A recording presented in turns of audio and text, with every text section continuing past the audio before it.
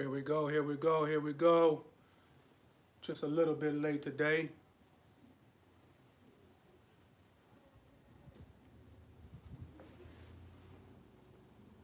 Let's see what we got going on today. What's happening?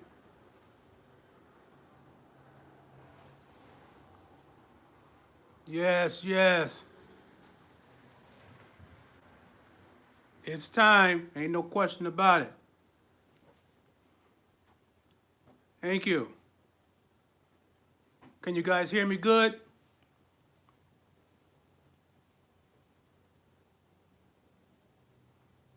Okay, good, good. We'll let the room fill up for a minute and get right with it. Appreciate. You know, we're talking about this game. We got to look like the game today. You feel me? What's happening? Boy. I know you guys is ready. You guys are ready. Ain't no question about it. Tony, you coming in, kicking down the doors. Thank you for that 10, because we about to get busy. Yes.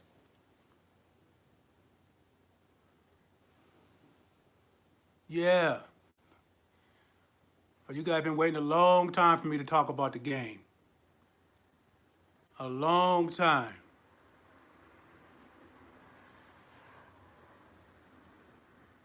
The B Code, what's up, baby? Joe Frank, what's happening?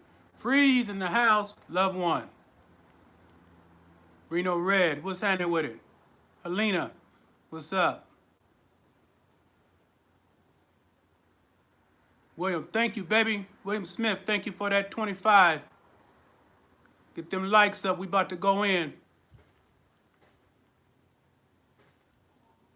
Yes, indeed. Just a few more, and we're going to get going. If they missed it, I'm a little late, so I'm going to wait for a couple more people. That's my boy, Smackwater. Smackwater Jack's my boy. Shout out to Smackwater Jack. I'm good, Alina. Ken Fulton, what's happening? Avery Holmes. Kush Blackstone, what's happening?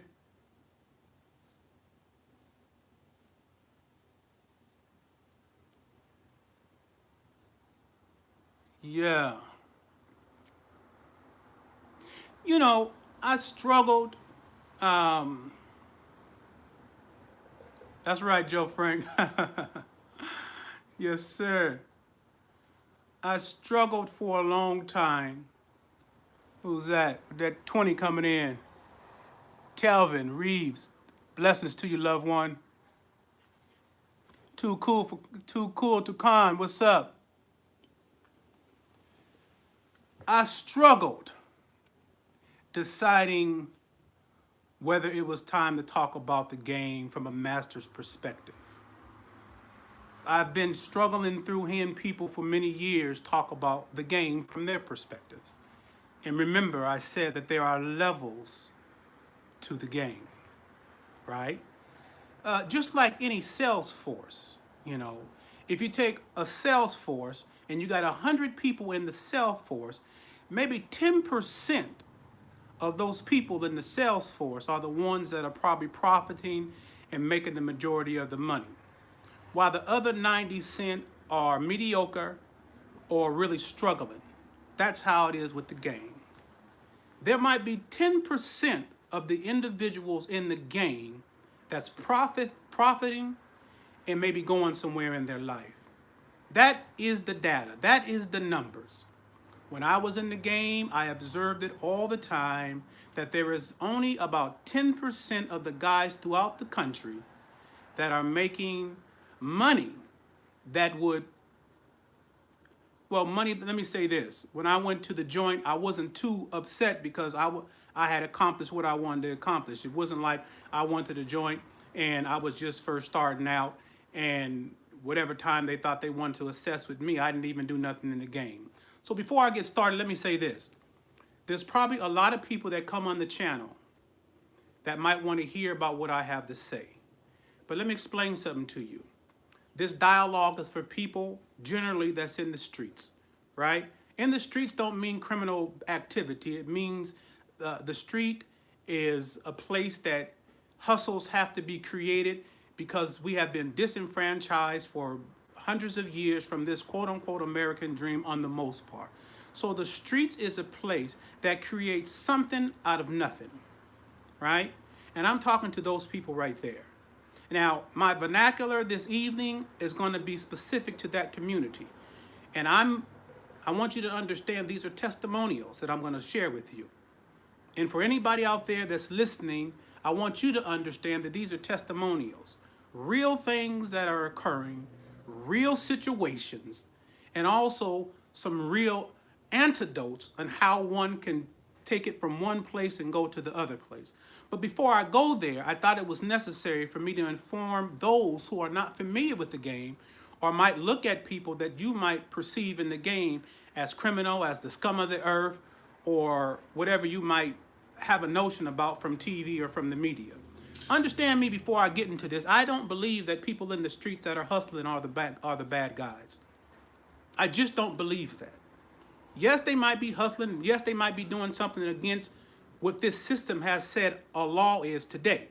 But that same system that says the things that are going on in these streets was that same system that forced our people hundreds of years ago to do everything that you say is against the law now.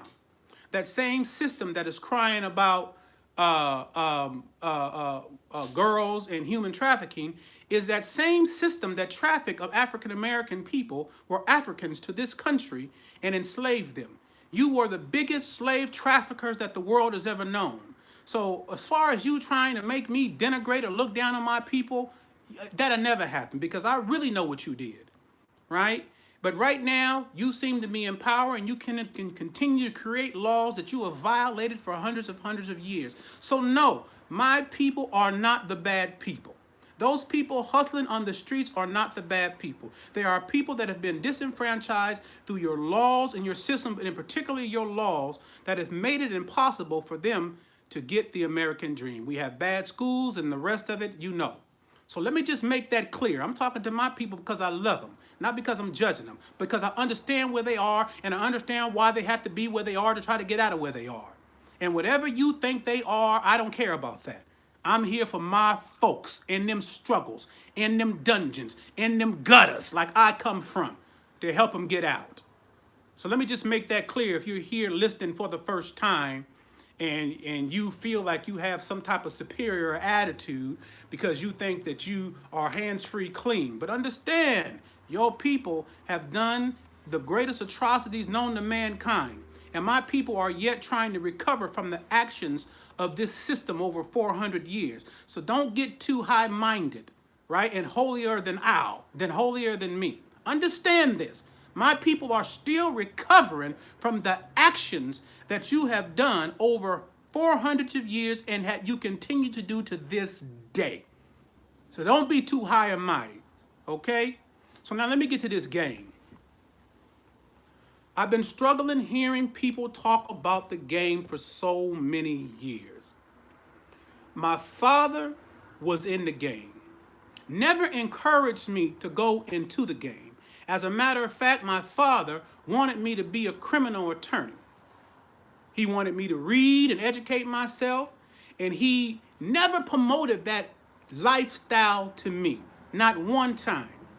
Understand what I'm saying? Because there's this idea, because you think people are out there hustling, that somehow we encourage our kids to have the same type of behavior. That's bullshit because we don't. My father never encouraged the game to me, but he wanted me to have the game so that I could utilize this in this unjust system that is against the black man. And he told me, if you utilize this game and you learn communication from your folks and that system's communications, if you learn communication, then you will have an advantage in this world. So he began to have me read certain books to broaden my mind, to make me understand outside of the realm of what I was seeing in the hood, and give me a broader perspective of thinking, you know, how to think about things. and began to educate me at a very, very early age and challenged me to read and to be to make sure that my growth is not stunted. Thank you, Sean. That my growth is not stunted by what I continue to see every day in my communities. Thank you, Bay. That I continue to see in front of me. So he wanted me not to allow that poison or that denigration of what I'm seeing in our communities because of lack of information, right? People are in the condition that they are in because the lack of information that keeps them in those conditions. That's why individuals like me and my dad was able to utilize the game to maneuver in a system that wasn't made for us, but to win in that system. We're going to talk about how you're supposed to clothe yourself, right? Who's that? Cartier, the P, thank you, fam. How you supposed to clothe yourselves. Dialects, your conversation, right? Why it's important for you to educate yourself about how the, Dronnie back up in here, that 50, I love you, boy. How the system, Barry, thank you. How to operate in this system that is against you. My dad was making it very specific to me and making me understand how important it was to learn the system, to learn their behavior, and to watch and study my adversary, which is this system. So do you understand that? Okay, so listen. There are a lot of people that start out in the game and they have a mentality only of the streets. And they believe that the game is set up for usury. That's a big, big mistake. If you have ever started out in the game or in it now, and you perceive and believe that the game was set up for you to use the woman that is chosen to be with you, you are in error. And haven't you ever heard of that saying, whatsoever a man soweth, that shall he also reap? I have seen countless individuals with that mentality that have had a little bit of success, that might have had a couple of years of success. Oh, but when that pendulum swings back, remember, whatsoever a man soweth, that shall he also reaps. When that pendulum swings back, I've seen many people get into situations and never get back. And they think that it was only the system, it was what they invested, because they believe that the game is built on usury and using people. That's the biggest mistake you can make. When I was in the game, it was never about me coming up. It was about we coming up.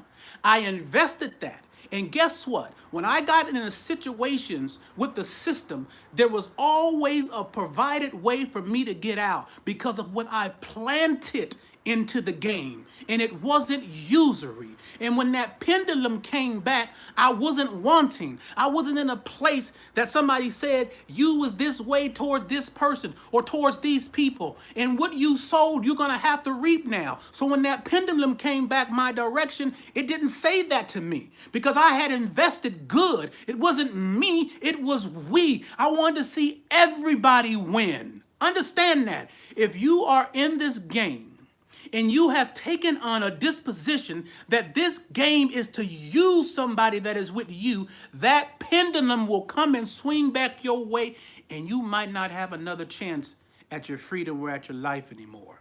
Be careful what you plant.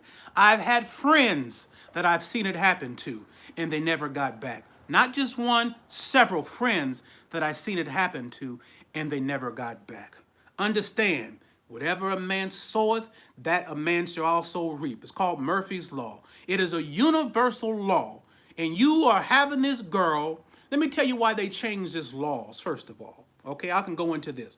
They changed these laws because of individuals with that mentality came into the game and you produced this idea of a monster, right? And you guys start having all these videos out there from this ghetto mentality, showing girls walking like dogs, showing you checking bras and slapping bras and being denigrating to bras. And you begin to show these videos for years and years and years. And then the system looked at you and said, wait a minute, is this what's going on? Is this the behavior that's going on here? And so they created laws because of your ghetto foolishness. Because you believe that the game was built on manipulating somebody and using somebody. And now the pendulum came back, and because that was planted into the game for so many years, all those movies, everybody talking slick about how they don't like, excuse my expression, but let me say it how these dudes say it, fuck the bitch and all this kind of stuff. When all that stuff started happening, the pendulum came right back, and bam, now they created human trafficking laws. They're giving people 100 years. Their laws are unjust, but because of that behavior, because of that mentality that you brought in from individuals that got into the game, because there was no hierarchy, no expectation of them to be into the game. So they came in, and you guys out there thought that that was the game, that was what the game was about, and you begin to copy that behavior, and then you begin to despise women, right? Fuck abroad, and that's your language. I'm just gonna say how you say it. You begin to despise women, and so what happened is that despite of women begin to seep into our own square communities. Well, then despite with the average square, he starts saying fuck abroad and all this kind of stuff. So now he can't develop anything because he don't appreciate what he got in front of him. So the first thing he want to do, because it done seep down into the culture now, is that all he sees is somebody he wants to use. And you bought that lie. And because you continue in that lie, the pendulum continues to swing in the game, and now we're in a devastating situation that you guys have caused from them videos. Let me tell you, when I did American Pimp, it was the first time that something like that happened. We didn't know what that was going to be. The only reason why I chose to do American Pimp was because they were professional filmmakers. The Hughes brothers, they done did The Book of Eli with Denzel. They done did From Hell with Johnny Depp and Boys in the Hood. And they were professional filmmakers. And I felt it was something that would be good for what I needed to do in my future because I had vision. So I wanted to be a part of these professional filmmakers and what they wanted to do. None of us really knew what that was going to be because we didn't have no point of reference for anything that was before it because it was the first. You understand? So we got involved, I got involved, and when I got involved, you know, I wanted to be the technical advisor. And when they came and asked me to help them, I said I will, but understand that there are levels in this game. So I had to choose dudes that were at certain different levels in the game. Do you understand? So a lot of guys at certain levels would never even understand where I was at or where I was able to get in the level, because when they see me in my disposition, this is how I was in the game, they think somehow that's square. They want to go put on a pair of jeans and some tennis shoes, not understanding that there are levels and areas that the door would be shut in your face before you could even get through the door. The reason why I had the success that I had, because I understood the lingo. I understood the conversation of the people that I was around, and I was able to mingle into those wealthy areas because they thought I was a part of them. They didn't see me as an outsider. They saw me as a part of whatever they were doing and whatever that space was they had created. That was wealthy, that was intelligent, that was brilliant, that had no violence in it. So I was able to not only get into those areas, but produce the people that was with me in those areas. You understand what I'm saying? So not only was I getting $1,000 or $5,000 and a 90, a girl's gonna get $50,000 to spend a week with them and get $150,000. Because those were the stakes, because of the mentality that I had. So in American Pimp, many of you heard me say that an average guy might have a cute girl and he'll go send her to get some money or something, and she might get $500, but she'll never be able to do nothing above that. She doesn't have it inside of her to know why she should. You understand what I'm saying? It ain't inside of her because it ain't inside of you. So I'm just talking about on the bare basic things that you think that the game is about getting some money. The game has always been about the relationship. Understand what I'm saying? The game has always been about this relationship between the guy and the individuals that are with him. And the relationship is supposed to be elevated, not the money. These guys came with all these movies and promoted the money above the relationship, right? Because when you promote the money, then you can denigrate the person that's with you because she's not important. Only what she can produce is important. Do you understand? Not her. The relationship is more important. In Master of the Game, my documentary, that some of the women that were with me are in that documentary. And they were telling you situations about how when they first got with me and you know, they might go out and they might not have made no money and they would call me crying. And I would get upset about them calling me crying because I know the last guy she was with was more focused on that money. And in Master the Game, she said that I would get mad at her and say, it's not about the money. It's not about the money. It's about you. It's about who you are and who you believe you are. So I had women that were with me that were $1 million girls, beautiful, absolutely gorgeous, but with a guy that didn't have no vision. So he would have the girl on the street making $50. True story. A beautiful, beautiful girl on the street making $50. Because he didn't have nothing to give her. Because his focus was money. His focus was money. My focus was her. It don't matter what the average world thinks. The world is, they're full of hypocrisy. The world is full of hypocrisy. It don't matter what they think about this subculture. I told you before, the black community is a subculture, and the game is a subculture within that, like the mafia, where there's rules, there's guidelines, there's regulations, and the outside world might not understand those rules, guidelines, and regulations. But in the game, it is a subculture that people have agreed to be a part of.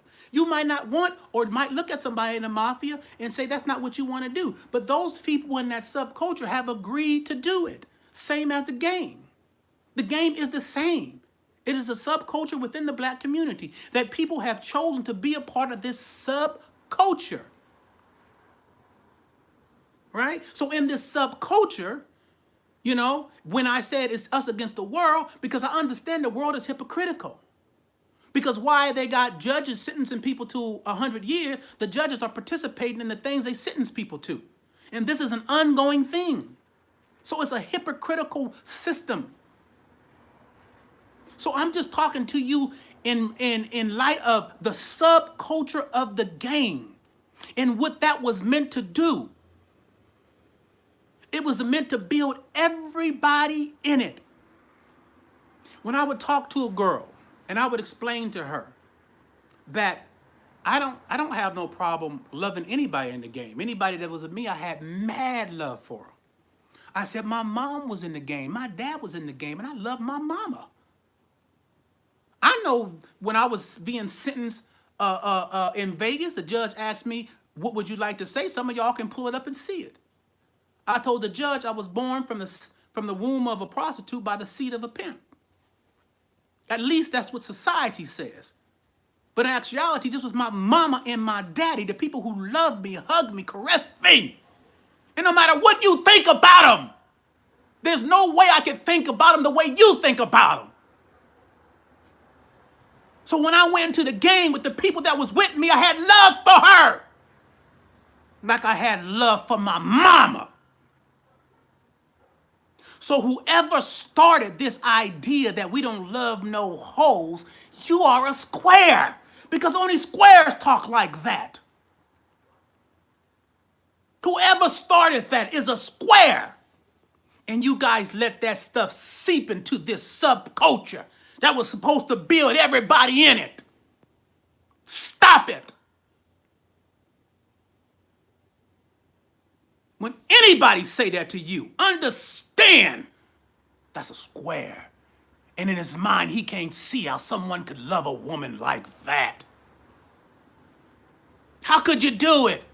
The same way Jesus could. The same way Jesus could. So now, let me get back to this mentality that we have to erase. To this day, I see guys talking about things that they achieved, little cars that they had. Let me tell you something. I had a nice car, but I wasn't into cars. And anybody in the game, they could verify this. And I don't need that verification. I'm just saying. I had beautiful homes, mansions.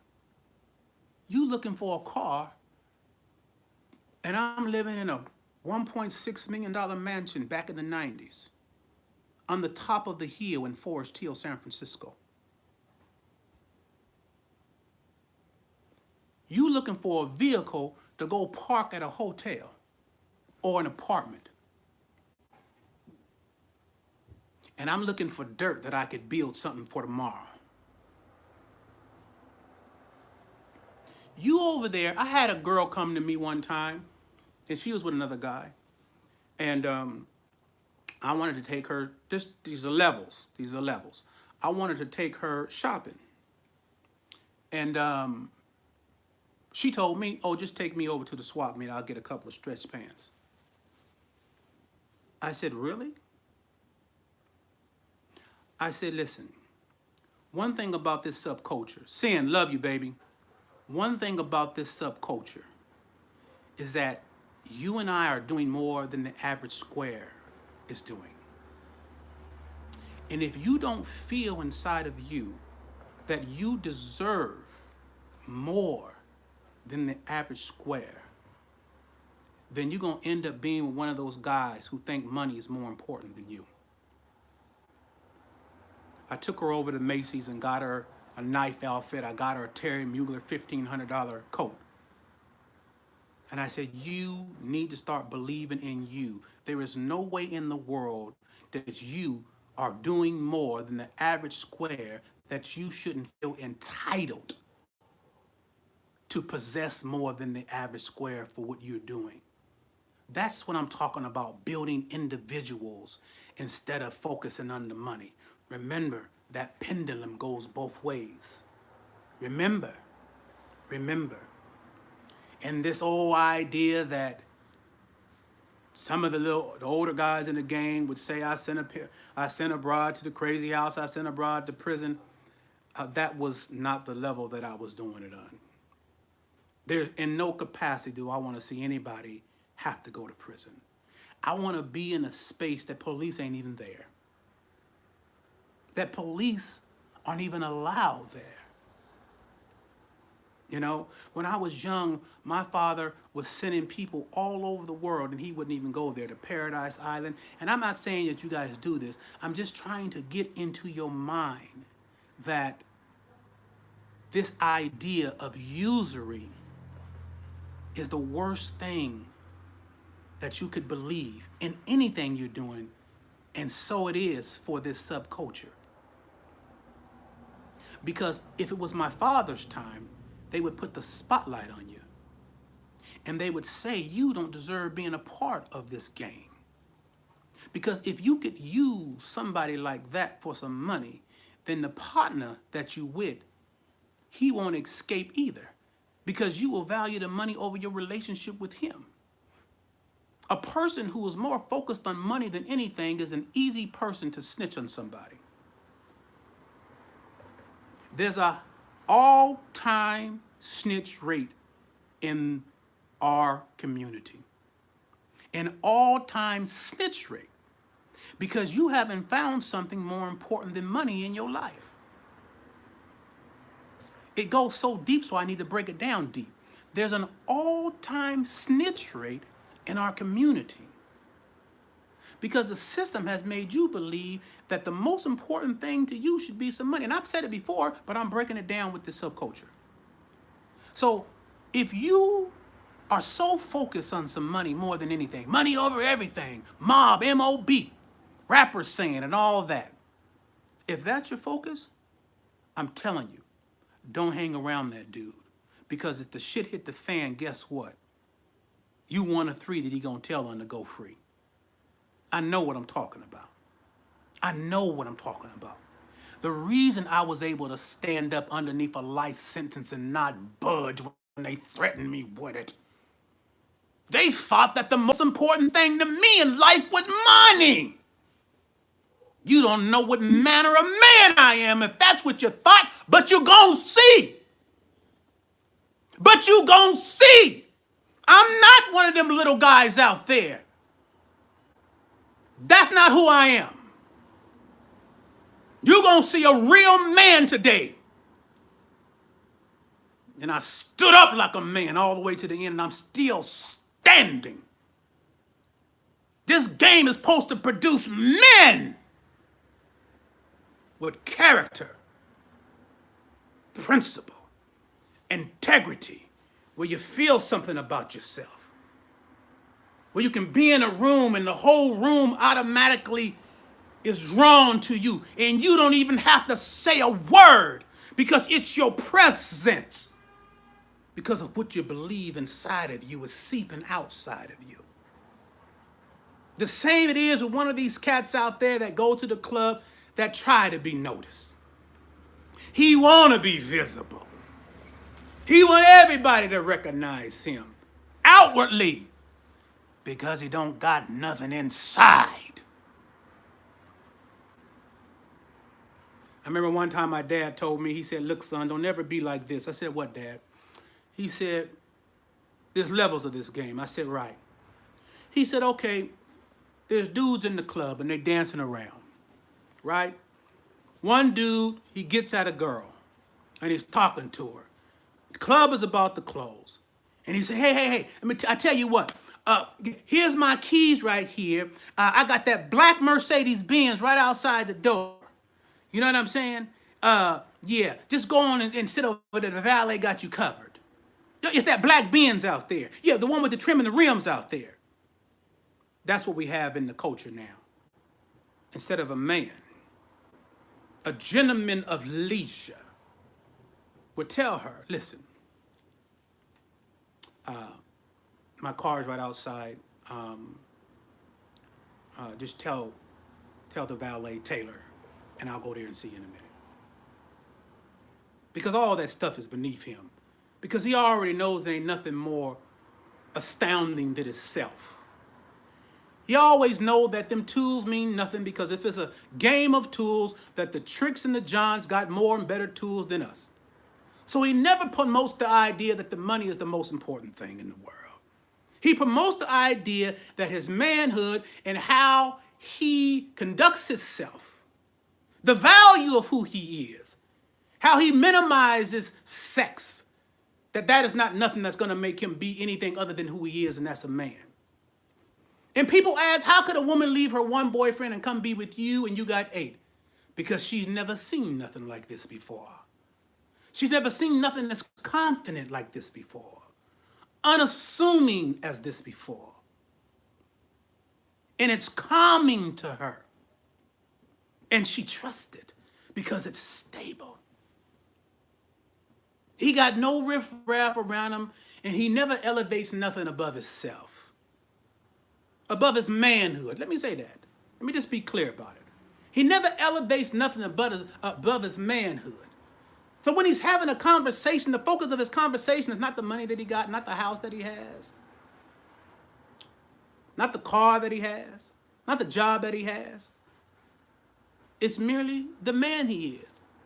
And because he's so comfortable about the value of his manhood that he could talk about her and see what she is. And he don't care if she talked for 30 minutes. She might need to talk for 30 minutes. Like a lot of these guys, these insecure guys out there that need to keep talking. You see these guys that just keep talking? They keep talking about the same old thing. They don't even make no sense. These guys out there talking and talking and talking, and they don't even make no sense because their level is so easy to reach. It's so easy to reach that it don't make you uncomfortable. This level that I reached in the game will make you uncomfortable because it's going to require a lot more than what you've been getting, than what you've been given to get there. It's going to require a lot more. In the 80s, well, let me say in the 90s, there was a club called the Roxbury Club. And there were all the superstars up there, all the all the high-power entertainers and actors up there. And I would take my crew, and they'd go into the Roxbury Club. Why? Because they feel they belong. with no star in the world to them but me. You know what dudes on the streets with that little tiny itty bitty mentality that you guys hear all the time? You know what they would tell me? Dre, don't send them girls. Don't put them over there. Because one of them celebrities gonna knock you for her. And in my mind, I said, boy, you'll never fly. You'll never fly. You think that little of yourself. You better stay out of this realm that I'm in because you'll get devoured up. You will be devoured. A lot of times you guys get attention to you unnecessarily. When I go anywhere I go, let me tell you, I got my house in Forest Hill. The house was owned by an airplane pilot, right? And he came over to the condo that I had at that time to talk to me because I was going to get this house. So I was living in a place called the Rincon Towers. It's a nice apartment over there, high rise, $3,600 a month in the 90s. You know, and I invited him in. My place is laid out with class. And I sat down and we had an intelligent conversation. No way did the man feel or think that I was in the game. No way. That was far from his mind. And thank God I have my little executive entertainment empire music company and all that. But I'm saying in his mind, the last thing he would ever imagine is for me being in the game. Because I'm sitting down there talking to him like this. There was a doctor that was trying to get the house with me. He made sure I got the house. He made sure I got the house. Let me ask you a question. Could some of you hold a conversation where an individual don't know you in the game? This level requires people not knowing. That level you've been in requires people to know. You will never reach the level that I got to in the game because people don't know. Can you sit down and have a conversation with somebody without ghetto vernacular? Do you know how to dress? Do you know how to conduct yourself? Do you know mannerisms? Do you know what class is, something that you can't buy? Is an inside confidence? But you continue to look at these little dudes that are on that level and you emulate that foolishness. That stuff is not uncomfortable to you. I'm uncomfortable to you because I require for you to grow. When I speak, there's clothes that don't fit you, so they're uncomfortable. When they speak to you, you laugh and you, oh yeah, that's pimping and all that. Oh, that's child's play. That's child's play. Back in the 90s, I was wearing $2,000, $3,000 Versace suits when people didn't even know what they were. And then I'm just trying to compare some things so that you understand some things. I would go to the Versace store and close the store down. $5,000 outfit for my girl, $3,500 for the other one, whatever. Because I wanted them to be comfortable with the idea of what they were worth. Wherever I go, I would never let anybody that's with me open a door for me. Never. I would get real mad if they tried to open a door, going into a place and everything. I would always, you think it's simple, but it's not. I would always open the door because I'm a gentleman and I have class. And I want her to think, if my man opens the door for me, how much more anybody else? I wanted her to feel every day in her life how valuable and special and powerful she was. I wanted her to feel that. So that wherever she went, whenever she opened her mouth, it was not practice. That she was convinced in who she is already. It didn't matter if she went on a trip somewhere and somebody had a mansion because she lived in one. It doesn't matter if somebody took her to shop at Chanel and all that. She shops there on her own. So when she says, just for my time, I need to, it's going to be, well, it's only going to be 100,000 for the week. That's believable because she's done it. I bet one of them girls that you've made believe that the money is more important than her, I bet she couldn't say it with confidence. Bet she couldn't, because you couldn't even say it with confidence. Because you're on that mediocre level. You're on that small-minded level that has to do with usury and disrespect and denigration.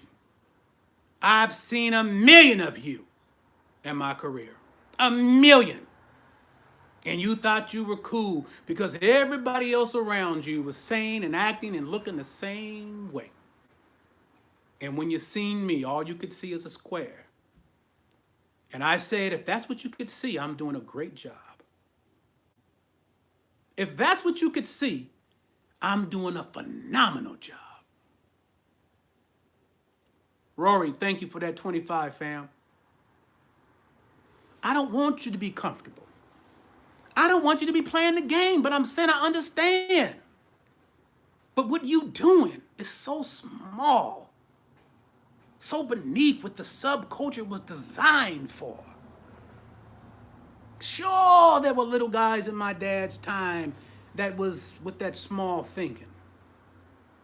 But I love being in a room with great thinkers, black men who were learned and read, who were sophisticated, that knew about Louis XIV furniture. Go get a chair, a Louis XIV chair, it might cost you $3,000, $5,000, and understood why that was worth it to have. Understanding why it's better to go get some jewelry, and I learned this from G. Morgan. It's better to go get some jewelry from a Cartier or a place like that because it doesn't lose its value because of the name on it, instead of going to get some custom-made jewelry that you can go out there and floss and say this, that, and the other. I love men that have taught me how to be sophisticated. What class was. How do you go to a nice restaurant? How the place settings are meant to be placed. And when I would go to a nice restaurant and everybody was ordering these nice wines or champagnes and stuff, I asked my dad when I was younger, how do you get over that, Dad? Because I don't drink. He said the best way to beat sophistication is health. Order an orange juice or some apple juice. So I'd be on there. Remember when my dad says, can I have an apple juice, please? Yeah, can I have an apple juice, please? Because health beats sophistication. So I'm saying to you, the reason why I felt necessary to come and talk to you is because these people that have been talking to you on that real minuscule level. You could see it in their demeanor. They have no class. They talk about the money they have, fine, but you can't buy class. And class will get you into doors that is easier in less time for you to become wealthy. And then it prepares you for your next life as well. Mr. Povo, thank you, fam. It prepares you for your next life. So the transition wasn't that hard for me when I came from the game into what I'm doing. I had been in high pressure situations and sat back with class and says, I'll take care of it, no problem. So when high situations came in social justice, I said, no problem, I'll take care of it. So it's a nice transition because it's all education. So you are very, very far away from transitioning into a place of prosperity and power when all you've ever focused on is usury and money. The system been having money. Folks that have real money and that have old money, they do whatever possible for them to look like they don't got none. You'll see them in a limousine with some tore jeans and some flip-flops. Because for them to talk about money makes them look small Understand, in that community, in that space where there's power and money and resources, nobody talks about it like dudes on the streets are talking about it. It makes you look petty and small to talk about it in that environment. Because there is something inside of you that has to be the driving force outside of money. You could have $1 billion and be one of these drug dealers and still couldn't get up in some of these highs. You maybe don't want to because you have $1 billion. But that boy that just caught Chapo, all that billion didn't mean nothing. Don't mean nothing because the United States government still came and got him.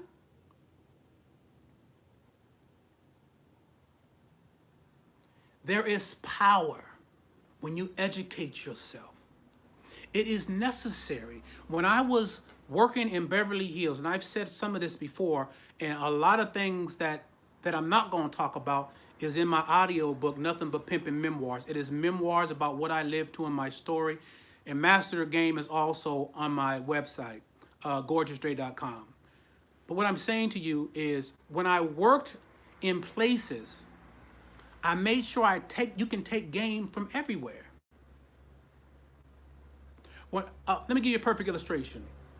The manager from Neiman Marcus in Frisco wanted to take me over to Milan because they were having shows, and he's a buyer, so he's going out there, and he wanted to take me out there. I wanted to go out there because you can buy stuff out there that ain't even coming here. You know what I'm saying? That was exciting to me. And then he said something to me. He said, there's two kind of people. People who wear Versace and people who live Versace. You see that? People who wear Versace and people who live Versace. And so I took that and I said, there's two types of people. People who wear the game, people who live the game.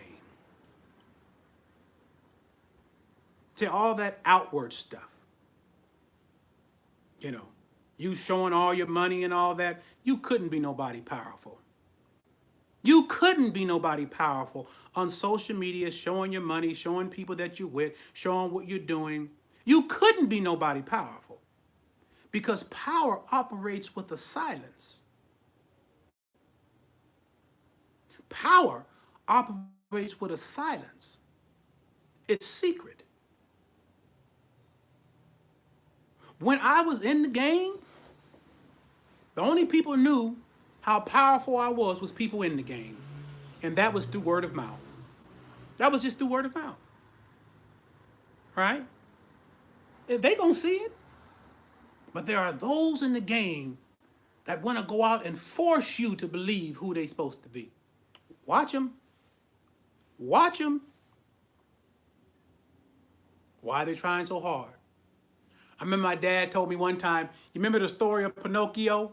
And the guy with the big nose, he was brilliant. He was a great writer, and he was writing for the handsome guy. Not Pinocchio, but Three Musketeers. And I forget the guy's name, but you know the story. I don't know if it's the Three Musketeers, but anyway, one of them stories. And the guy had the big nose, and he wasn't handsome, but he loved the pretty girl. And but the handsome guy, he wasn't smart at all. But the girl loved him, right? And so when she finally found out, or when the guy asked the guy with the big nose, you love her, don't you? And the guy with the big nose told to the guy, the handsome guy, no, I don't love her. And the guy with the handsome guy said, why such a big no? Why such a big no? He asked the guy with the big nose, you love her, don't you? He said, no, I don't love her. The guy said, why such a big no? Roxanne, that's right, Roxanne. It's the same thing with dudes in the game. Why are you so loud? Who are you trying to prove something to? That's an insecurity. Who are you roaring at? Why is it that you want to be so seen and so visible? Young fella, You a novice in this game, really? You might have had a couple lil, but you really a novice. That 10% of us is looking at you. You know what I'm saying? That 10% is looking at you and say, yeah, as long as society think that's what some pimping is, it'll always keep the cheat up off of me. Did you get that? Now that was a bar. That 10% will look at those fellas, and probably many of you out there with that foolishness, and we will say, as long as society thinks that's what the game is, it keeps the cheat up off of us. You'll never see us. Never. People in this game at this 10% you rarely see. You might not even know their name. I know some people that you guys don't know that are a part of that 10%. Of course, I'm not in the game, but I know some people that are part of that 10% that refuse to show their face. When I was doing the movie American Pimp and I went around to some of these godfathers in the game, like Johnny Moe, the original Johnny Moe. We have a younger Johnny Moe that's in Seattle, but I'm talking about the original Johnny Moe. And Johnny Moe said, no, Dre, I've done enough. And I appreciated that. I talked to some other ones. And they say, no, Dre, I don't want to do it. I appreciated that. Dudes that are really, really doing it don't want to be seen and will never be seen. Does that make you feel uncomfortable? It should, because you want to be seen every day. Every day, you on social media showing your money, showing what you're doing, because you want to be seen. We got colorful folks in the game. I've had conversations with Philip before Sinful, and just me growing up and hearing the stories and seeing so many things made me appreciate the characters that were in the game. I remember my dad was telling me one time about Sweet Jesus. Yeah, his name is Sweet Jesus. He was light-skinned, he had long hair, and he had the beard like Jesus. My dad said Jesus wouldn't go talk to no girl. He'd have a driver. He'd be in the back seat. And this is how Jesus would get at a girl. His driver would be driving around and he would stop, roll down his window. The driver would roll down his window and he would look at the little broad and say, excuse me, miss, Jesus would like to speak to you. Boy, that's cold game right there. You hear me? Boy, that's cold game right there. I said Sweet Jesus was a light-skinned dude, had long hair, and he had facial hairs like Jesus, and they used to call him Jesus. He had a driver, and he'd sit in the back seat. He would never even talk to a girl. Whenever he wanted to talk to a girl, the driver would drive up to a girl and roll his window down and said, excuse me, miss, Jesus would like to speak to you. Just colorful characters that you'll never forget. You know what I'm saying? Colorful characters, you know? Full of class, full of ideas about how to outdo somebody when it comes down to class and sophistication and character and some thought into things. You know? Not this little itty-bitty stuff that you acting like the broad all day long in your emotions and everybody's fighting and all. None of that, because that was beneath the game. In the real subculture, it's still beneath. Y'all remember the little situation I got in with Rosebud? It had to be a couple years ago or whatever. And he wanted me to get on his show about something. And Rosebud did a little pimping too, you know. He had a Rolls Royce and he speaks about it and stuff. And he talks about his stories and all that, cool. But he wanted to go at me. You know, because he uses bravado to try to engage. And that's how he operates. That's what he do. And if that's how he do it, that's how he do it, right? So anyway, he tried to come at me because he has a way of pulling people into an argument with him if he says something that he knows that affects them emotionally. But Rosemud don't know who I am because he would have never tried that with me. Because no matter what you say, you mean nothing to me. Your validation of me means nothing. I've had extreme success that you couldn't even top. And I don't have to compare anything. I'm just saying that's where I was in my mind when he began to say certain things about my father to try to get me out of character. And he tried to say some really denigrating things to try to get me out of character, call me out my name and all that. But listen, I'm not talking to a peer of mine, nobody that I look up to. I'm not affected by what you say to me, fella, whoever you think you are. You know, that stuff is so small to me, you can jump off a penny and break your neck. That's nothing to me. So he tried to get me into this back and forth, and I just stayed the way I am right now, letting him know, look, bro, first of all, you know, I'm going to defend this game, and I'm going to keep showing you what this game is from my perspective. You show it from your perspective, and I'm going to show the game from my perspective. You show the game from your level, and I'm going to show the game from my level. And then we'll let the people decide what they think they want to emulate. We'll let them decide.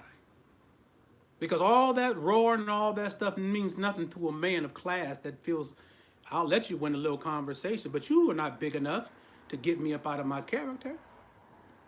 And I'm not saying up to bring anything up with Rosebud or whatever. I'm just saying it was a real life situation that happened. And I use real life situations to try to show you guys how you should act and how you shouldn't. And while there are individuals that have deficiencies in the game, they might have had a little success, but still have deficiencies, right? Because they haven't had that multitude of counsel around them. Someone that said, look, man, that's some foul stuff. That ain't how this game works.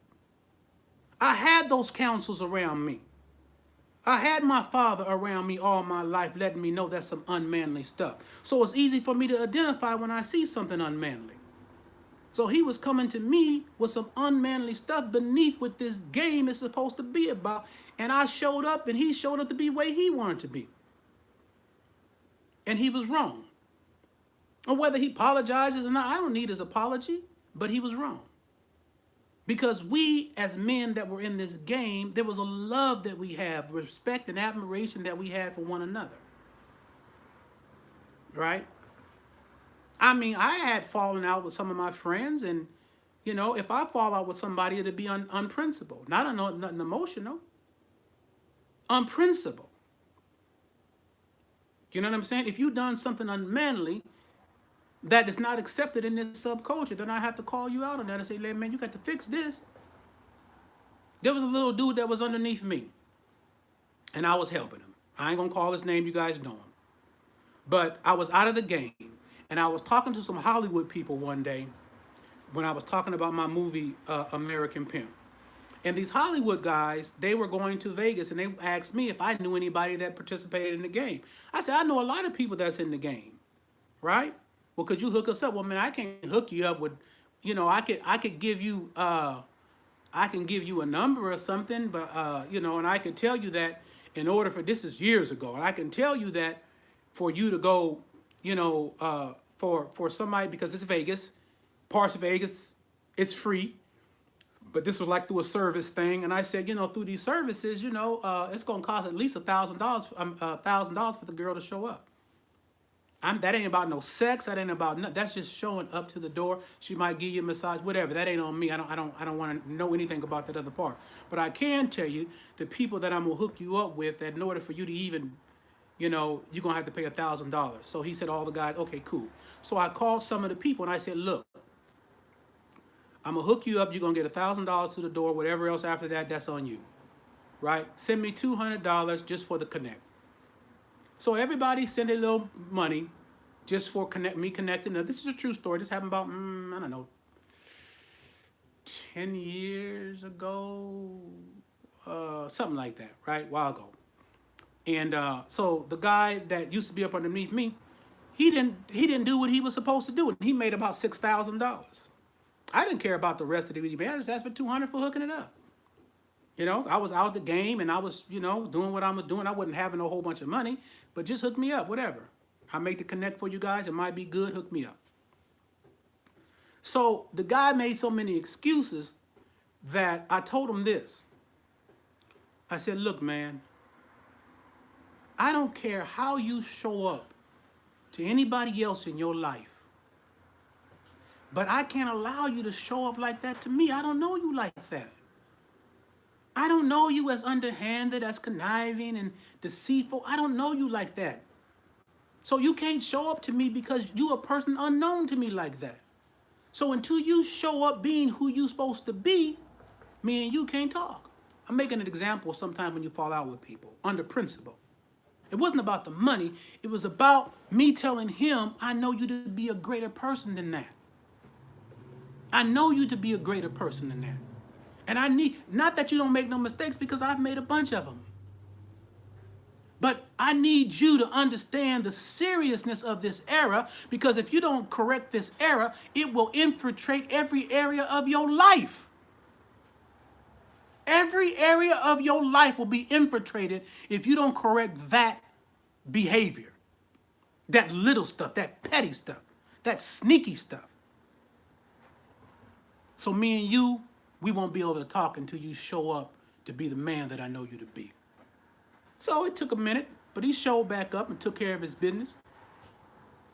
Do you understand what I'm saying? So the same with Rosebud. See, he don't got that counselor around. He's by himself now, and for whatever reason, he's developed this personality or this attitude, maybe because he feel people was going at him.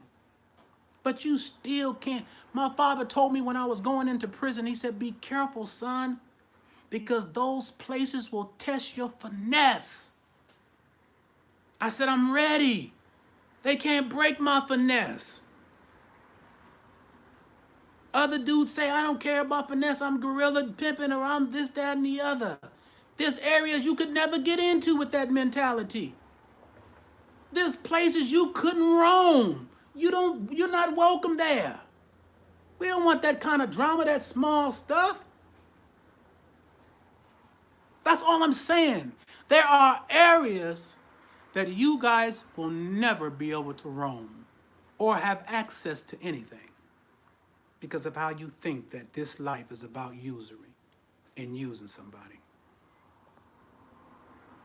Now, for all you out there that talk about human trafficking, let me talk to you. Human trafficking had nothing to do with the life, with the game. Understand me. Human trafficking was going on with a bunch of Asian countries for a long time. A lot of people in the gang, especially in my time, had relationships with the women that were with them. Remember, this is a subculture. We agreed to do whatever we wanted to do, whether you understood it or not, whether you thought it was good or not, just like the mafia, right? So this is something we decided to do. There are people in the game that have relationships with the women. There's love there. I can personally say I have children with 2 women that were in the game with me, and I still love each and every one of them to this day. And we still talk to this day. Yes, they have relationships. Yes, they've been married and all this stuff, but we're friends to this day. And we have children that we love to this day. Now, maybe that don't seem like the right thing to you. But I want to push back on your idea that you are trying to make this subculture what you have done in your past to people. That's nothing that was being done in my day. I know a lot of people that have relationships and that even after the game they retire together. Because this is some of the things that were afforded to us to be able to have a life. And you might look at sex differently than we look at sex. It might be the most important thing to you. But sex wasn't the most important thing to us. The preservation of life was the most important thing to us. The preservation of life was more important to us than sex to you. Sex couldn't be as important to us when you raped us for hundreds of years, boys and little girls. You have sex farms with our babies. You know what the hell you did. They kind of come over here picking on my people. How dare you? Over here picking on my people. When you done raped and sodomized boys and girls 10, 6 years old, 4, and did whatever your wicked mind could think. You did that to my people. How dare you try to make a law? If you make a law, you should be accountable for what you did first. You're not getting off the hook because you have the system and the media over there to make my people look like the bad guy, but I'm telling them they're not the bad guy. They're not. Now, I have a personal conversation with my community, but I need to check you first. It's the first thing you come up with. But you automatically forget what you done did to my people for real.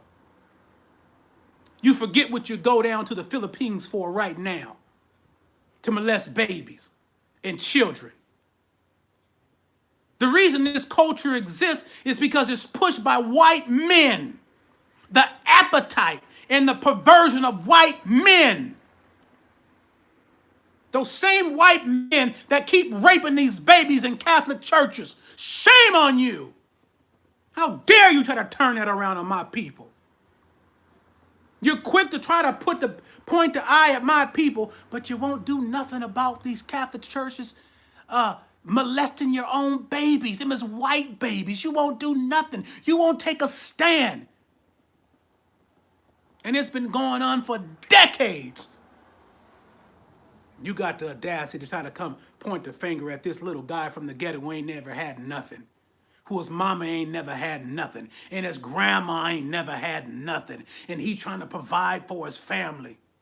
And you done blocked schools, blocked his education, blocked anything that could help him advance in his life. And said he'd go on the grind on the streets to be all he could be because the preservation of life is all he have. Shame on you. I won't buy that lie. Now, if there are individuals that happen to come into these streets, let me explain something to you about the streets. It is not a nice place because people are oppressed and people are thirsty and hungry to survive. I would hope no young adult has to come on these streets because they ran away from home or whatever. But what you continue to do is pass the buck. You know what these streets provide. These is wolves out here. These are wolves out here. You know what it is. You know what you created for it to be. So you need to do your best job to keep your butt off these streets. And keep your people off these streets. You ain't got a reason to be here. You got everything in the world. You own the banks. You own the corporations. You own all the TV and the media. You own everything.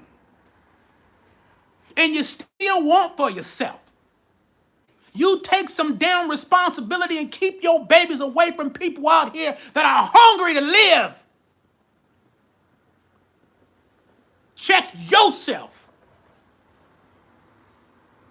You know what it is out here. This is not a place for you.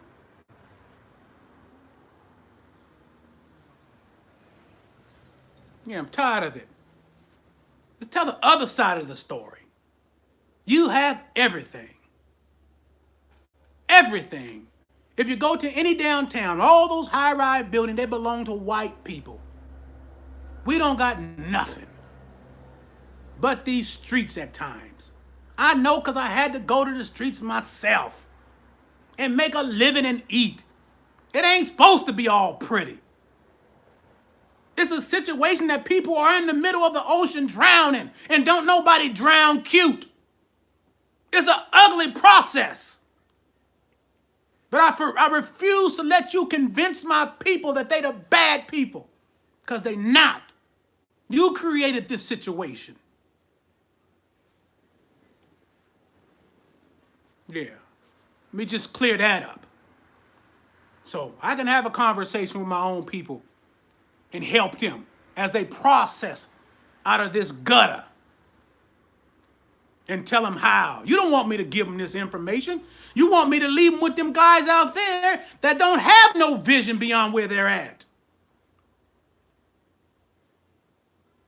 You don't want me to tell them the keys to real success, transitioning from the streets to where you to another level, using that street mentality to be aware of everything around you, knowing how to move and shake underneath environments that could cost your life.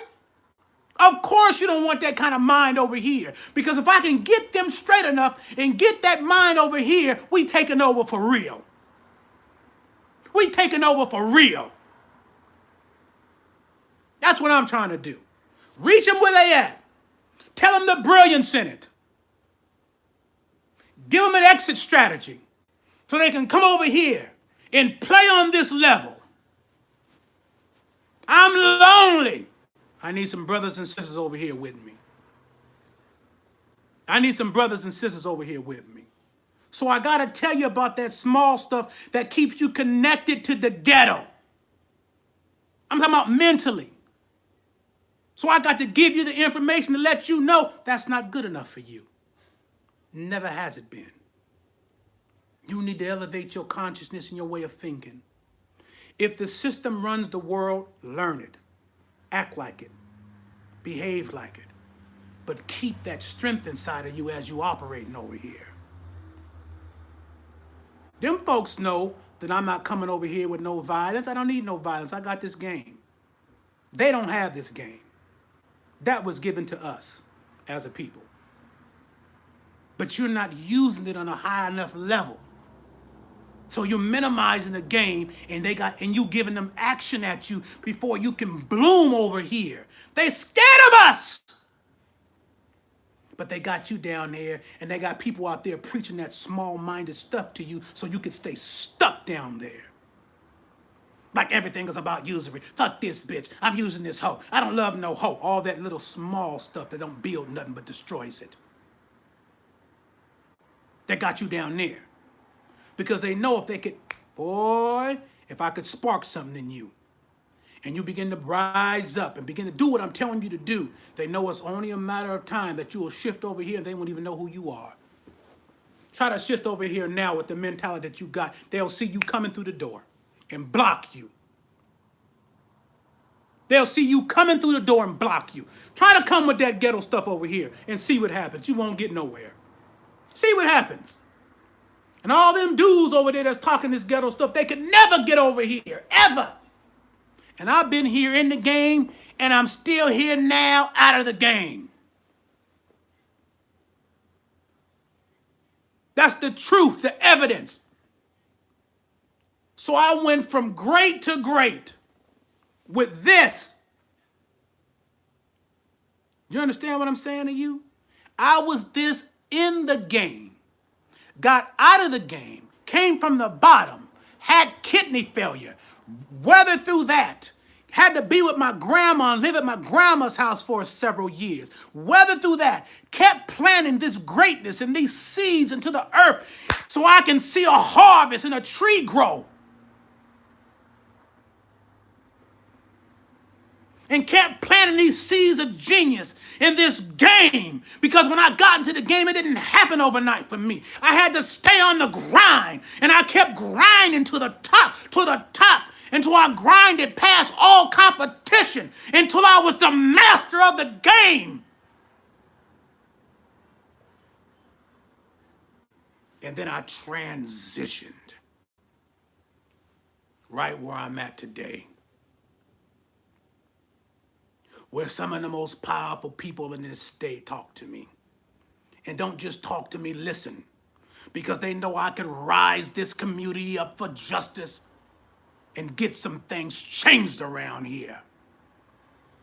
And they can't stop me because they talk about my past, because I talk about my past more than them. I got this game. They can't stop the game. Can't you see me maneuvering and you're wondering how I'm doing it? It's this game how I'm doing it.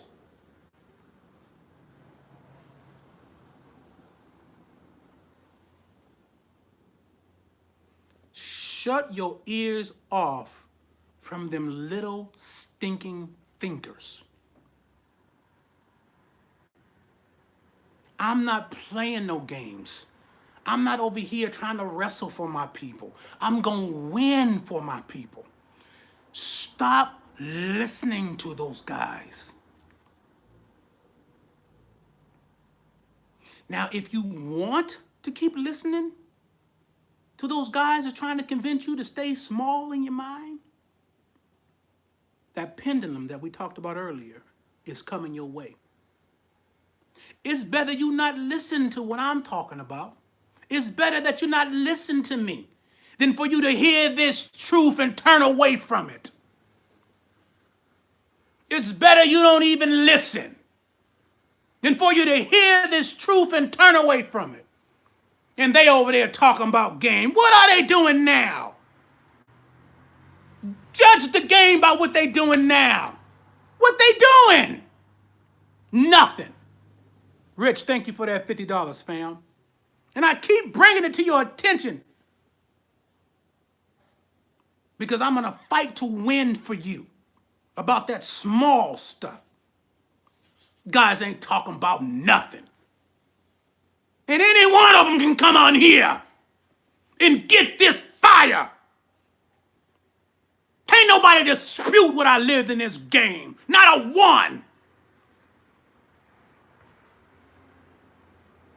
They wish they could. They still trying to figure out how I did it. I did it with smoke and mirrors. Now, let's correct that thinking. I don't care who you are, you listen at me. You get that thinking out of your mind about usury. You stop it today, right now. And you build collectively whatever you're doing. Because remember, you're positioning yourself for your exit. Because in your exit, that's the mindset you're going to have. Because in that big space, it's enough for everybody. It's enough for everybody. In that little space that you keep talking about, there ain't enough for everybody. There ain't enough for everybody. Open up the space. This is a big space. Everybody knew when I was in the game, everybody was coming up. Everybody was high powered. I had $1 million women. Friends to this day. Some I have children with. I don't hate the game. The game was an on-the-job learning process for me to come over here with this system and wear their butt out with this game. There's so many of you that are so sharp, but you've been listening to these small-minded people, and that has minimized your ability to transition because you're operating with that genius in a small space. Ooh. It is made for you. You've been made hard. It's been made hard for you to transition because you're maneuvering with that genius inside of you in a small space. It ain't big enough for you. Broaden that space out.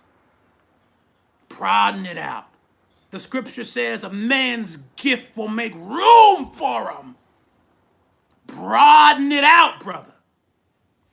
Stop letting these small thinkers take your genius away from you. If you could do what you're doing on them streets with that small thinking, just think about me opening it up for you. They don't want to see you over here with me, but I need you over here because I know the genius and the power of the game. They know everything that you're doing in that small space, but they cannot fade this game. It's too big. It's too big.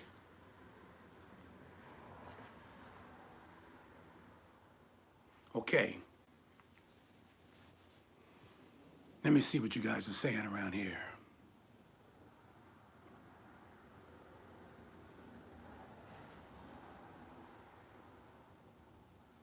What happened? You guys got disconnected? Oh, okay, Travis. Travis said you said women respected you but loved another man. What do you mean by that? I said that I had a lot of women that were with me that loved another man. They just didn't respect him. What I'm saying to you is that a woman loving you is not enough. Nakarash, thank you, fam, for that 100. It's not enough. She gotta respect you. She gotta respect you. People think, oh, she loves me. That don't mean nothing. Only for a little while. Only for a little while. And you will see a man like me gonna knock her. Because she respect me. Respect, most of all. In other words, don't do anything that makes you lose that woman's respect.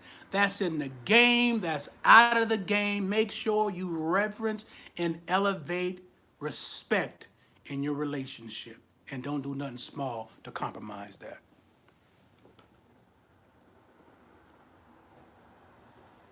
Man, I know a little bit about. Hi, I'm new, man. I know a little bit about. That's all. We got a whole bunch of daily fires. Just driving downtown DC, soaking up this game. Oh boy, I had to lay it on y'all. You know how to transition mentally from small ghetto to first steps. You first have to decide that your mentality can't be based upon usury. That's something you got to decide in your mind that you're not going to think that way. Right? The moment you change your way of thinking, especially with people that are with you, that they're not there to be used and to taken advantage of or to manipulated, used to get you ahead and forget them. The moment, because that's small, that's real narrow and real small. And that pendulum's going to come and strike you. The moment you make sure it's not me, but we, and you treat everybody like you want to be treated. That don't mean you don't be a man. That don't mean if she do something you don't correct her. It don't mean that. It means that you have her best interest in mind. That's what that means. And the moment you shift from that little street ghetto thinking to this powerful thinking over here with this game for real, then the world becomes bigger. I want you to open up your space so that you can operate in a greater space.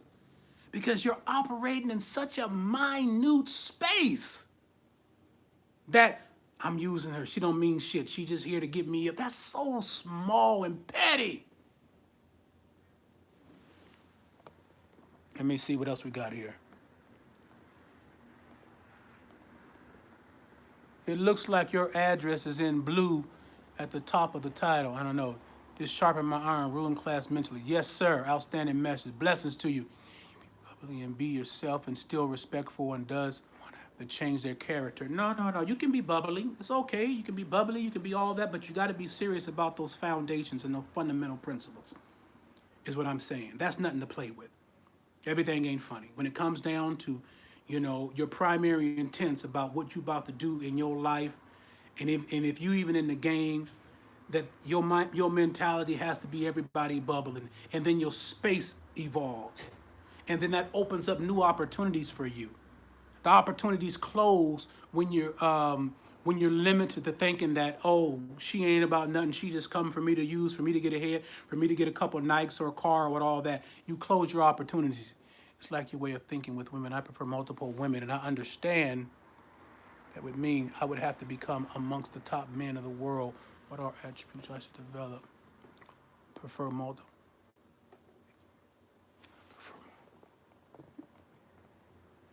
Okay, Michael,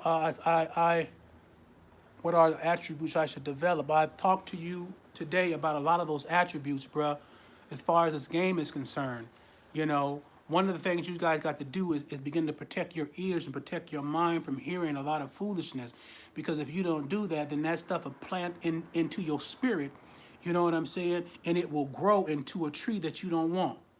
It is your job to keep your ears and your minds protected. You got to feel bigger than that. You got to feel that your vessel is more valuable than that. You can't just let nobody dump garbage into you. You ain't no garbage can. You got to protect all this right here, bruh. Don't let nobody just dump into you no foolishness or no weak stuff or no girl stuff or no gossip stuff. Somebody sometime got to step up and be the man in a situation. And he got to say it stops right here. All this behavior is unlike this game, and this is what we got to do about it.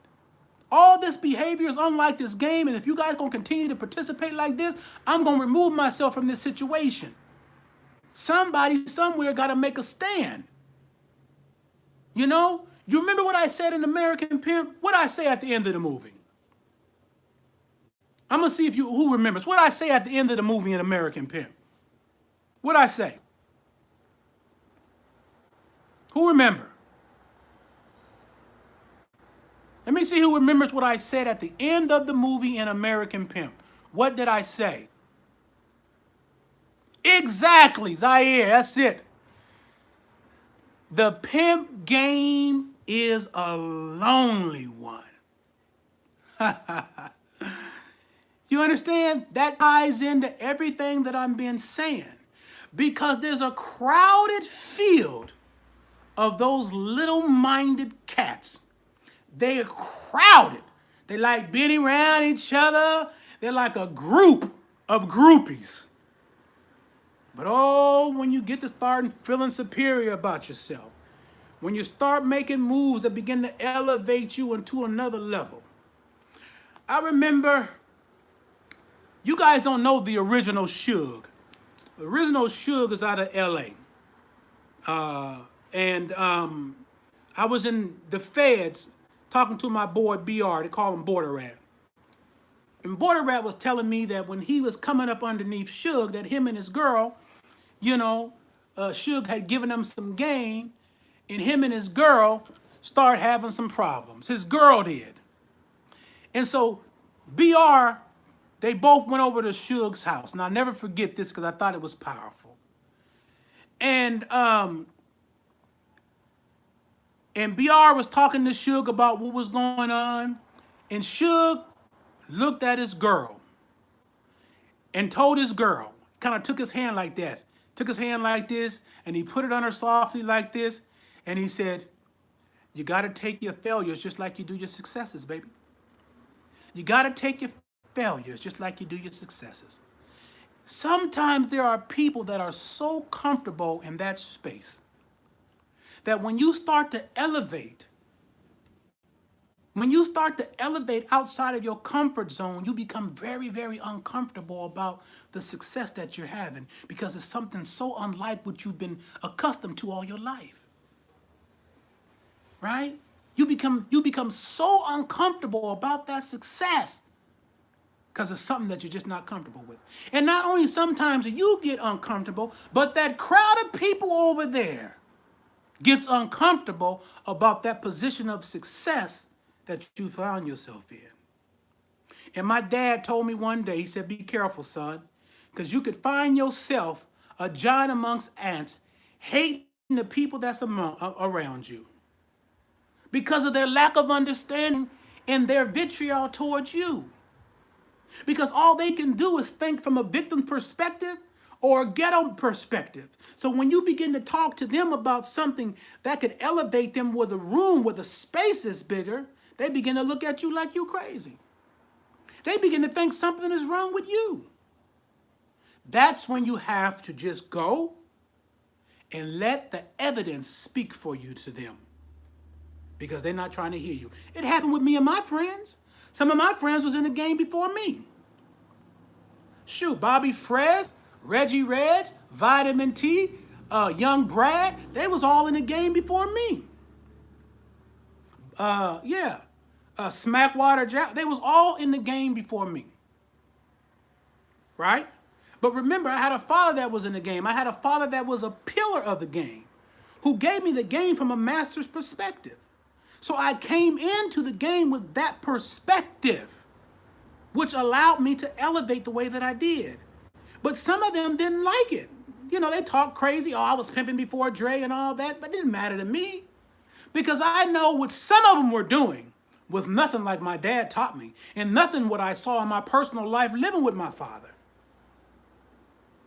And I knew that they would be uncomfortable about how I was operating because I wasn't looking like them and I wasn't acting like them. But I had vision to where I was going to when I started. The same vision that I'm telling you today that you could have.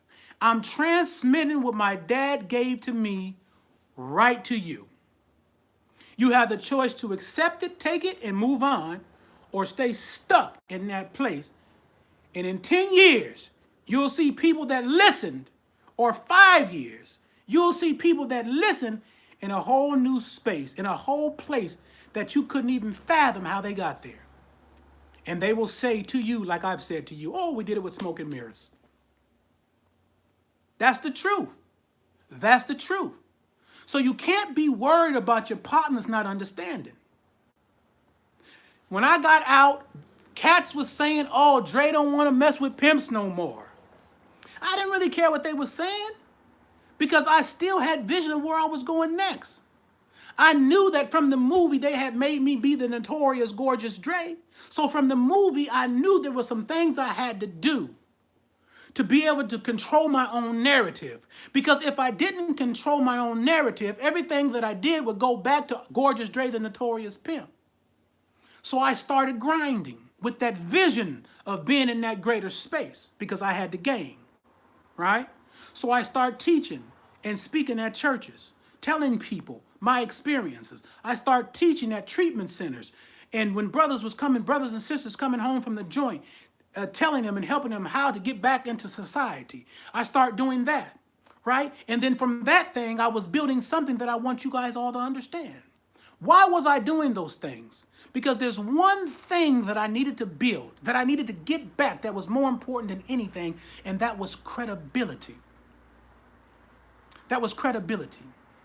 The same thing that I told the Freeway Rick when he called me when he got out.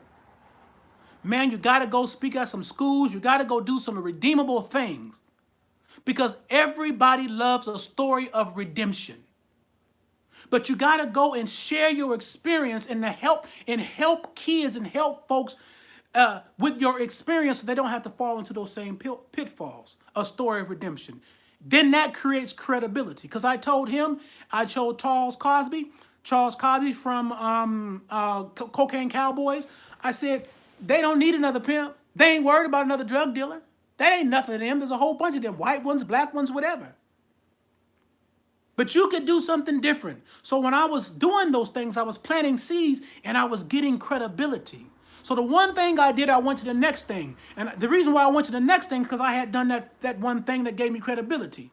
So when I went and talked to the prisoners or the churches, I could reflect back and say, this is what I done. Then I went and then I got asked to do TBN. And then I went on TBN, Trinity Broadcasting Network, which is the largest Christian network in the world. And I went in there a couple of times. And then that gave me credibility. And then I went on the Montel Williams show. And then that built credibility. You understand what I'm saying? Starting to build credibility to get your name back. I put my own website out so that whenever somebody wants to search, there's not just those Gorgeous Dre pimp things there, that they could see redeemable stories in the searches. So I put my own website up so I can control my own narrative, so that people can go to one location and I can tell my own redemptive story, that I can show when I was on Montel, that I can show when I was on TBN, that I could show when I was speaking at churches, that I could show all that. Because I'm trying to get back my credibility, my name. And from one thing to the other, bam, bam, bam, all those things were credible things. This is why I didn't do players' balls when I was asked to do them. Because they rendered no credibility. I'm talking to you guys about this big game, this thinking on this high level. Not that itty bitty stuff. I'm giving you the game. I'm giving you the game. So I start building from building and building until I had a wealth of credibility that was undeniable. And then every opportunity that I got, I would tell my story. Because remember I said tell your story before your enemy does. Building credibility. All right? So that's the exit out. That's when you're ready. That's some of the things that you can start doing to build that credibility up.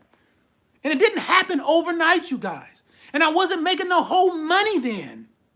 I wasn't worried about money. I was worried about credibility. So I didn't do no players ball because players ball was buffoonery to me. It was novelty stuff. And I'd be damned to put myself in a position like that after I built all this credibility in a system that's running the world. That's where my investment's gonna go.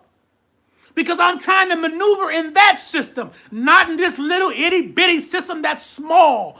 I wanted to open up my space and be able to use this game on the system level, which I'm doing now.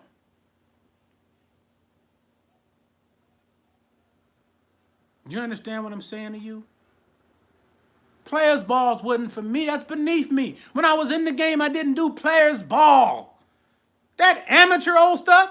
How some guy gonna validate me? Can't no dude give me a trophy? What? How some Negro gonna give Gorgeous Dre a trophy to validate me? The broad, my life, my existence, my evidence validates me, boy. Really? You don't stop that small stuff?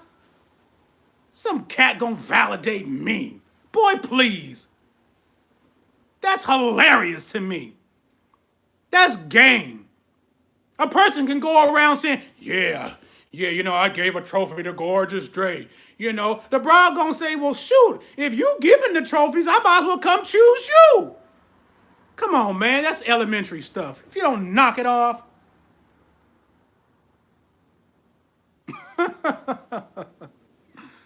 Yeah, that's elementary. Elementary. Yeah, so anyway, I'm just trying to give you some ways, and it is good for you that I come from the streets. It is good for you that I did Fed Time. It is good for you that you know me from American Pimp because you know I'm the genuine article. It is good that you know all of my ups and my downs as far as when the movie showed you, that you seen me stand up underneath a life sentence. I know a lot of killers and gangbangers that didn't do that. They done killed folks. They stand before the federal judge and become a shrinking violet. I mean, tough. Killed everybody. But they done went in front of the federal judge and was no man in them. Somebody said somebody called him a snitch and he beat the guy up that called him a snitch. I say he's just a strong rat. You feel me?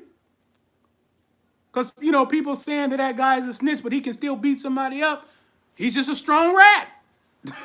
That don't make him not be a rat. Yeah, they be crying in the courtroom. And it wasn't that it wasn't a frightening situation. It was frightening. But in order for me, I couldn't at the end. I told one little dude, I explained to him because he was asking me about gangsters and what I felt about, what's the little dude that was in American Gangster? What's his name? The guy, the real guy, what's his name in American Gangster?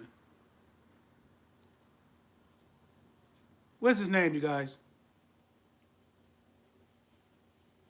Frank Lucas, yeah. So he was asking me what I felt about Frank Lucas. And I said, have you ever seen a gymnast before? And they said, yeah. I said, man, you see them flipping and everything. They do all these beautiful flips and they's flipping and all these twists in the air. I said, and at the end of the flip, they do one last flip. And then, bam! They don't stick the landing.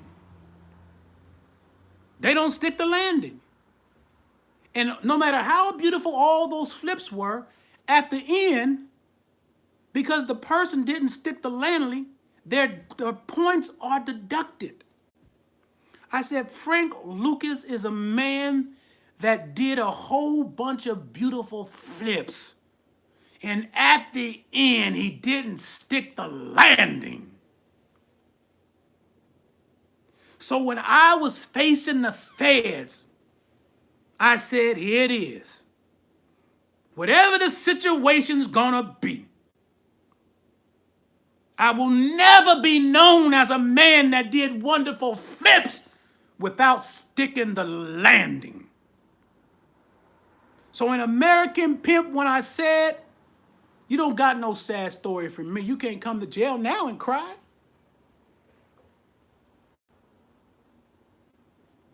And if they thought that them bringing me to jail was going to change me from being the man I am, then they badly mistaken, because I'm going to stay that. I stuck the landing, brothers and sisters. That's the evidence. And I've been sticking it ever since. That's the evidence that I am who I say that I am. I stuck the landing. And I'm still standing today. Coming to you, reaching out to you, fighting for you to get this game. Because I need you over here with me, so we can take back everything that belongs to us as a people. Are you ready?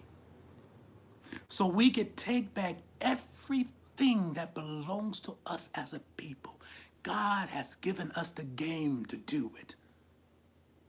God has given us the game to do it. And I'm waiting for you. All right.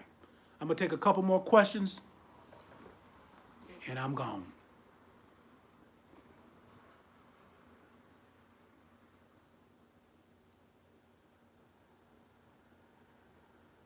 How do you get your self-respect back and confidence that you had for yourself before? That all depends if you have that confidence, or have you been operating with that small mentality. Because that small mentality of usury, it denigrates your confidence. For you to feel you have to use somebody to get ahead is not a manly thing to do. So if you are operating with that, we need to strip that from you so that you can begin to build inside of you first. Inside out. Inside out. Not outside in. Don't be deceived, brothers. The system is designed to suck you into that smallness, so you can't operate on this system that has a guarantee of us to getting back everything we need to get back for our people. I know a lot of you guys just see the game. I know that. I'm telling you, it is far more than that part of the game. That's why I need you, while you're in the game, to elevate your thinking, so that when you're ready to transition, you're already right there. So you can go from one place to the other place operating fast. Operating fast. Have I heard from payroll? I haven't heard from payroll in many years. I remember one time payroll was talking to me, and he asked me something that I've been sharing with you guys today. Now, these conversations I'm having with you guys today, I had when I was in the game with individuals that were with me. So you can imagine the ladies in there wasn't hearing just no pimping stuff. They were hearing life stuff. You know, how to make your mind bigger. So whatever they went out and did, they were coming from such a big perspective. And when they spoke about when they were speaking to anybody, it was so fascinating to the individuals they were speaking with that it wasn't about no sex. It was about them just wanting to spend time with these fascinating women. You know, they just wanted to spend time with these fascinating women. You know, it's just like models. Models don't sell sex. They sell the illusion of glamour. And you see how much money they're making over there for selling the illusion of glamour? That's what I was doing. I was selling the illusion of glamour with women that were educated on current events, how the world looked, social justice. I mean, some real things that make an individual intriguing. Why somebody would say, would you just please just be around here for a week or two? I got this little 200,000 for you. I'm not promoting nothing. I'm just telling them how I lived. So anyway, yeah, Rosebud called me one time and he told me, I think I said this to you guys before. Rosebud said, Dre, man, a bunch of pimps was hanging around talking to one another. And we was all talking and saying, man, what is Dre telling these women? What is Dre telling these women? And he said, Dre, man, what are you telling them women? Will you tell me? I said, no, I ain't going to tell you. I said, I can tell you that, but I wouldn't tell them about no money. But I ain't going to tell you. But what I've been telling them women way back in the game, and what I told friends, people that I've mentored and that I've coached, is what I'm telling you right now. Yeah, payroll. I'm talking about payroll. Is what I'm telling you right now. Regan, thank you. All these things, you need to go back over this and other daily fires. Prepare yourself. Prepare yourself for your space to broaden out. Because you operate in a little space with that great genius of yours. We come from the same space. I'm no different from you. I'm a black man. I come from the streets. My mama was a hoe. My dad was a prostitute. I've been to feds. I've been in the game. I had jobs. You know, I had square jobs. When I got out the feds, they make you work. I had to when I was in the halfway house, I had to pump propane. I went and did something, laying towel in the ground with all that gravel. You had to get into this machine that turns the gravel stuff around. I had to get in there and clean those blades off, and I came home fully with dirt from head to toe. You know what I'm saying? I worked at Neiman Marcus. I was a manager for a telemarketing a group. You know what I'm saying? I telemarketed before. I was a telemarketer before. I've done a lot of things. I was a data processor for Nordstrom's. I worked at Neiman Marcus for sales. There's a lot of things that I've done. You know, finding my way. There's a lot of things that I've done with my hands and not. There's a lot of things that I've done. Take this information that I'm giving you. Go over it. Watch it expand and broaden your world.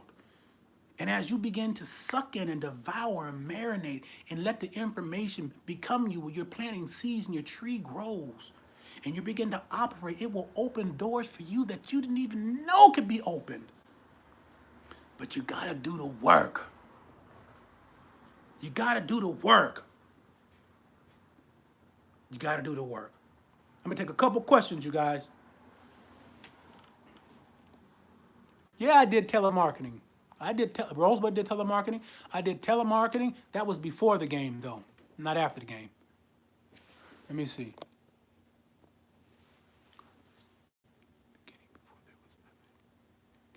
How do you operate in your confidence in the beginning before there was evidence of your game? The information allows you to operate in the beginning. Say you start just with a clean slate, right? And I give you all this information. There's an element of faith that you have to utilize. The scripture says, to every man has been dealt a measure of faith. So every man has a measure of faith. I can remember one time when me and Kenny Red was talking, and he called me, and he was transitioning his life. Me and Kenny Red, we was in the game, and we was in all over. So anyway, Utah, Frisco, whatever. And he was telling me, Dre, I don't know if I have faith. And I said, look, Kenny. I said, I can prove to you that you got faith. I said, how many times have you known somebody or you yourself been in the joint? And you in the joint, right? And you talking to a bunch of guys around and they talking about what they gonna do and they don't know what they gonna do when they get out. But you say, oh man, when I get out, I'm going pimping, man. I'm going pimping. I don't got a buffalo head pity, but when I get out, I'm going pimping, man. That's what I'm doing. I'm going pimping. You know? I said, that's faith, Kenny Red. That's faith. I said, this is faith when you can have no money and you can go to another state and say, I'm about to come up. You ain't got no money, but you about to go to this other state and you say you about to come up and you ain't got no more money. I said, man, that's faith. That's faith. I said, don't get to let nobody tell you ain't got no faith. You got more faith than more people. You got some faith, Kenny Red. He said, man, I never thought about it like that. I said, oh yeah, you got some faith. So I'm telling you guys, when you receive the information, thank you, fam. Who's that? Crunch Up. When you, for that 25, when you receive this information from me, you could have a blank, you could have a blank slate, or you could have something on your slate that you just clean that stuff off. And then you take faith, take that information that I've given you and apply some faith to it, right? Because to every man is dealt a measure of faith. And then you take that faith and you operate in the faith. Faith come by hearing. Faith come by hearing. So you hearing, and it develops faith by you hearing. And then you operate in what you heard, because I am the example that it works. I am the evidence that it works. So you have something tangible, not something that's just a dream, something that you can see. Dre from the streets, Dre from the gutter, Dre been to the joint, Dre done pimped, Dre done did. You have something you could see in front of you that's tangible and visible that lets you know, if I could do it, if me, then you could do it too. Because I am you. I come from you. That's how you do it, young brother.